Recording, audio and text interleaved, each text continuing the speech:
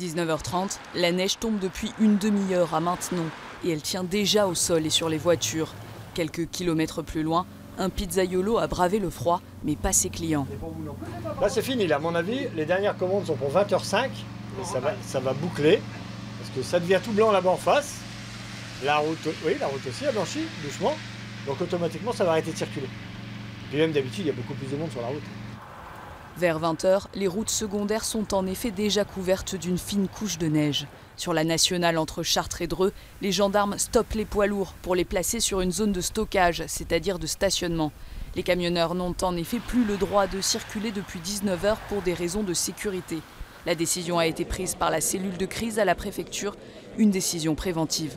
S'arrêter préventivement, certes, va faire perdre du temps à ces chauffeurs de poids lourds, on en est bien conscient, mais cela évite les accidents, cela évite le suraccident et cela évite aussi les naufragés de la route. C'est-à-dire lorsque vous avez un poids lourd en portefeuille sur une route qui n'est pas prévue pour ça, vous risquez aussi de mettre en danger des véhicules légers, des familles qui, eux, là, devront être secourus dans ce qu'on appelle des naufragés de la route. On n'en est pas là du tout en Eure-et-Loir. Vers 23h, les services de l'État et du département décident de mobiliser 80 agriculteurs pour retirer le cumul de neige avant de faire passer les saleuses sur le réseau départemental. Au final, 4 accidents ont été recensés et 250 poids lourds arrêtés.